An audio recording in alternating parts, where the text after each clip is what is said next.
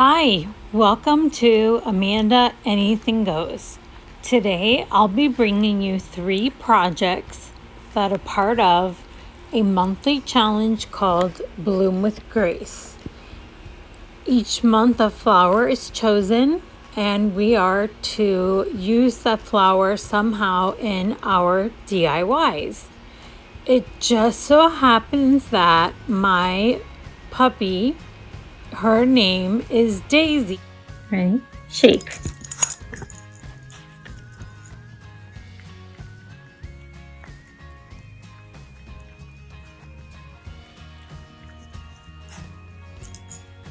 Ready? Shake. Good girl. So this monthly challenge is hosted by my dear friend Brenda at Monner's Market. Please head over to her channel. She has so much content, and it's also hosted by Shawnie from Glitzy Stitches. And I put a little gnome sticker there because she loves to make things. I love scrapbooking, and I haven't done any scrapbooking probably in over 20 years. So I dug out my box of stickers, and oh my goodness, they are so old. And I put some of the stickers on there so you could see the dates of them. Some of them from the 80s, some of them are from the 90s.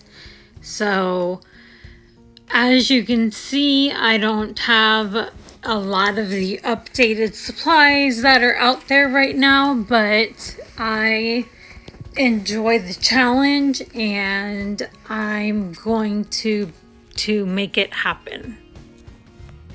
So first, a memory decks card is basically a Rolodex card, only it's decorated. It could be for memories, you could trade them, but I did not have a die that has the holes in them, so I decided I was gonna make my own. And I put the measurements on the piece of paper there so you can copy the measurements there. The paper is 4 by 4, and then you go up 3/8 of an inch, and that's my line I drew. And then you mark a dot at 1.5 and 2.5. And where the 1.5 and 2.5 is, your dot is where you're gonna hole punch. After that, you basically are just gonna make 2 little slits by cutting off 2 little pieces into the hole punch, and then you have your Rolodex style punch. Now I know they sell these out there that you don't even have to have a die. They have a puncher that'll punch the holes, which I will look into, but this is something very new to me, so I want to practice with just some of the things I have around here before I invest in some major tools. So the majority of the memory decks cards that I've seen, they have some type of tag or tip at the top. Not always. It could be a scalloped top, but it's not usually just flat. There's something up there. So the first thing I thought of was, oh, I've got my bag of Dollar Tree tags, so that'll work perfect. So I glued that to the back. Now, this I had already prepared because not with the flowers in it, but the bicycle. I was gonna use it for the a 5 for 5, but I couldn't get it together, so I did use my Cricut Joy, and I punched out some little pink daisies to glue in the front of the bicycle, and they're Gerber daisies. And then I glued 2 little yellow beads. You probably can't see them, but the neat thing about this bicycle set, it was on clearance because it was Christmas, but it doesn't have to be Christmas because the bicycle is separate from all the Christmas things. So that's why I was able to do like a spring looking bicycle and put some little Gerber daisies up in the front there. And then I decorated the top, and that was that one. So now I have my first memory decks card made. Now I need something to store it in. I remember I had one of the Dollar Tree crates that has the slats, and I thought, well, that would be perfect to feed something that the cards could go on, and then I could put beads or a knob or something at the end. So that's what I did. If I didn't wrap the wire, then it was too thin, and the paper, the memory decks cards would fall out. So that's why I wrapped the wire with some pink baker's twine. So there's my homemade memory decks card holder. So the final project I'm going to share with you is making a memory decks shaker card without having the acetate or the proper tools or the like bubbles that pop out. And this is not anything fancy, and it's not perfect, but it works. And I think it's pretty cool that my wood burning tool that I use will actually fuse together a clear sleeve, protective sleeve that you use in binders. So all I did was draw a really bad circle with my marker, and then I went around the circle with the heat tool. Now I'll tell you that using the straight edge and the heat tool, so like making square pockets, is so much easier than this circle. I don't know why I decided to do a circle, but so that's because the card has a circle in it. So anyway, and the one I use right now is something I've probably had for, I don't know, since high school. So it's not in the best shape. It's not super clear. It's not, nice and neat. And I'm totally using wrong glue for this. I don't know what I'm doing as far as glue goes. I'm not sure what the right glue is that you use, or the tapes that make it thick. I don't know when you're supposed to make it thick, when you're not.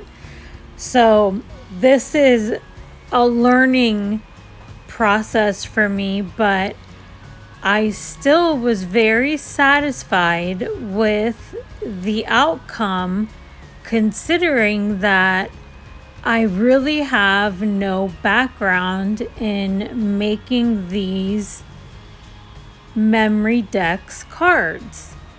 Oh, see, yeah, there's the circle. But I still, if I had just made a square, it really would have been easier. So I just popped in a little bit of glitter, pink glitter, and then I sealed the top. So now the whole thing is sealed with the fusing, or my wood tool. And they sell a tool called a fusing tool that is specifically for this. But this tool does the same thing, and it comes with a variety of different tips to change. So if you want the stitching to look a little different or whatever, there's different tips. So I'm trying to glue the bubble into the card, and again, like I said, the glue that I'm using is not the best. And there I'm showing you I had this post-it note that already had a tab on it, so I sandwiched it between several 4x4 cards. So now it has the punches at the bottom, a window with some daisies, Gerber daisies inside, with some pink glitter in the little pocket. And then I just added some glam and a couple other embellishments. I was inspired by Scrap Diva Designs on Instagram. She's scrapdiva.29, and I was watching some of her content and had never seen or heard of anything like this, and I just thought it was a real creative way to make things that are handmade, and you can give them to other people that have them, or have ones that kids and you make over the summer that maybe has a shell you can glue on it from the beach you went to, things like that. So I did end up ordering a bunch of dies from her. She has the cutest dies ever. A retro telephone, a pair of scissors, a glue gun. It's just the cutest things. So this little pink container, oh, that's a View Master. You use the doily thing from the phone with that, and it looks like the old school Viewmasters. That's a tape dispenser. So like I was saying, the little pink thing there I got at Dollar Tree before it went to $1.25. So there's the scissors. It was only $1.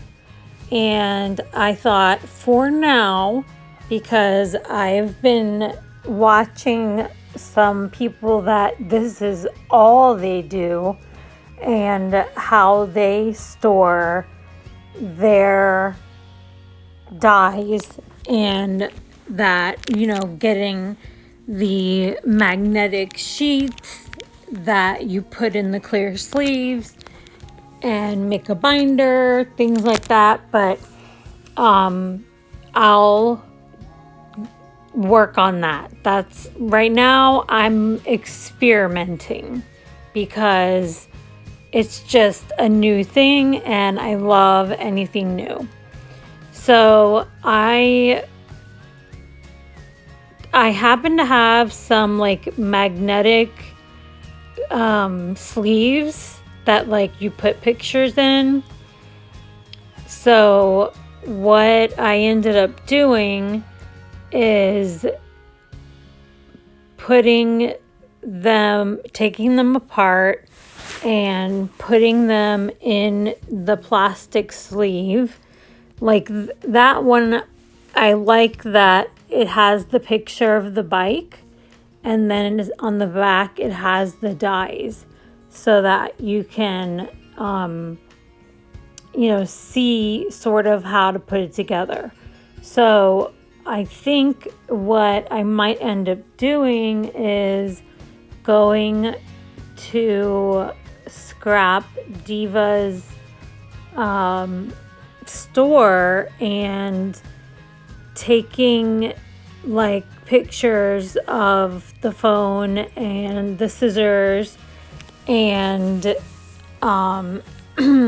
printing them out so I can put them in the back of whatever system I end up coming up with. So see, like there's another little magnetic bag, but it has magnets on each side, not the whole thing. And then I loved this. These were the tiny scissors, and they fit so perfect in one of those little pink mesh bags. So adorable. So that's the tags, and that's the bigger scissors. See how I have one in the pocket and the others are on the magnetic side. But everything fit pretty much at the bottom. And then, this one, this is just a little like pink wallet for your credit cards, and it's magnetic, so it held the glue gun pieces together. So I went ahead and used that. But I'm gonna be thinking of some systems to use, things we have in the house, to use boxes and cardboard and other things that we can use to store the dies and store the memory decks cards. So I am really excited, and I want to share the inspiration that Erica has given me through her YouTube channel and through her store and through her Instagram account. And she is just amazing and responds. And this is just a final wrap up of everything for today's Bloom with Grace. If you like the content that you see, go ahead and hit that subscribe button. Have a great day.